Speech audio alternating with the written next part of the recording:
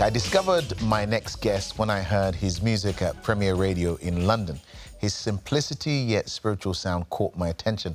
It turns out he only lives an hour from the studio in Virginia Beach. I thought, this has to be God. Please welcome IAmSon. Well, thank you so much for joining us. Oh, thanks for inviting me. Now, of course, you know something of the story of how I discovered you. I'm sitting in Studio 2 at Premier Radio in London, which is the only commercial Christian radio station in London. My head of music had put this song on, so I'm listening. I'm like, who is this guy? IAmSon. And so I called him, and he said, oh, yeah, we've been playing it for a while, you know. And so then I sent you a message saying, oh, my goodness, love your stuff. Yeah. How long have you been writing and making music? I've been writing music for maybe 5 years now. Okay. And yeah, I've been enjoying the process, growing and as a songwriter. I put out my first album not too long ago. And now, I have to say, you look like you're all but 17 years old, trying to disguise yourself behind facial hairs. So how old are you? I am 27 now. Ah, yes. Yeah, big man. Wow.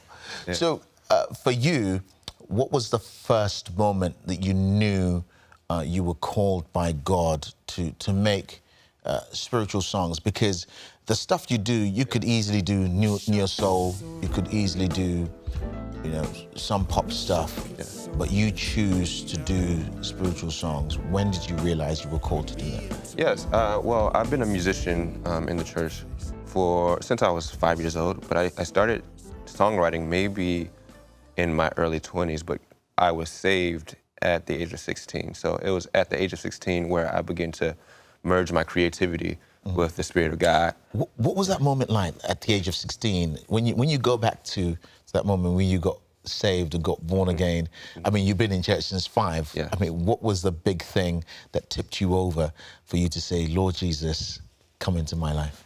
Yes, it was random because I've been hearing the church talk for a long time, all my life. You know, my father's a pastor. So it was strange how it happened. I was just in my room listening to the radio station, and I was just talking to God, like, God, I want to know more of you, and I don't want to be a sinner, or I know that I'm a sinner, and I want you to save me. And just as simple as that. And he came into my room one night, and yeah, I just burst in tears. And it was funny because my parents thought there was something wrong. They were going to call the cops, and they were just really scared. But I told them that God saved me, and it was then on where I began to just merge this new awakening and the Spirit of God with the creativity that has always been there.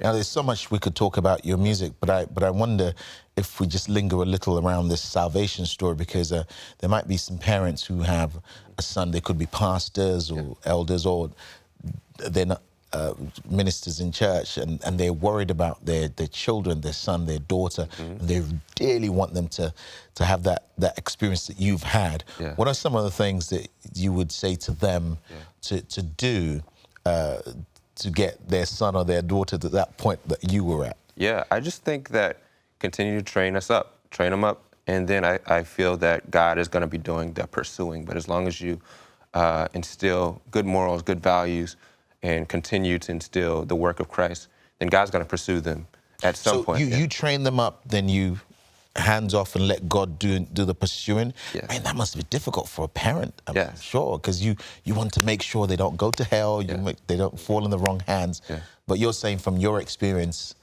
what works is train the child up and step back. Well, yeah, my father and my mother are very good images of God. They weren't really forceful, but they just kind of told us the truth, and they were patient, and they were kind of strict, but they were also understanding when we were wrong, and they would talk us through, and they would kind of relate to us and tell us about how they were when they were my age.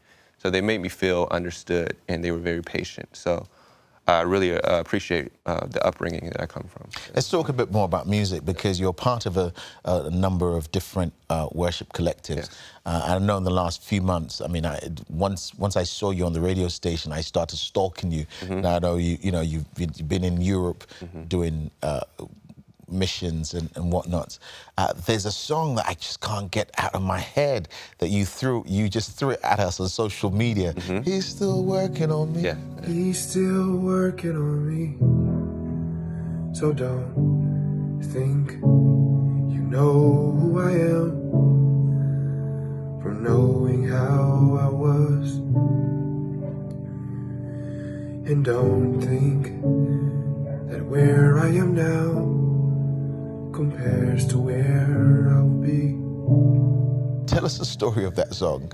Yes, so I wrote that song in college, and it came out of a place of just kind of recognizing how a holy God.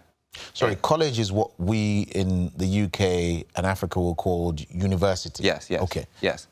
So recognizing the holy God, and then my need as a sinner for God's mercy, and how God is always demonstrating that mercy and grace towards me daily. So just kind of just speaking more so to people, is like God is continuing to change me. This salvation piece is a process, and He's steadily sanctifying me and consecrating me. So God is continuing to do a work in my heart and in my spirit. Yeah. So the conferences that you've been to in Europe and the sessions you've led worship, the writing that you've done, what for you do the next couple of years look like on the IAmSon street? Yes, well, I have been working on many projects, but hopefully by the end of this year, I'll put out another project for me, and I'm very excited about that. But yeah, I just want to continue to be in those spaces, songwriting. I love songwriting for the church, and I love performing. I love just leading and just being in creative spaces. What does success look like for you at this stage in your journey? That's a good question.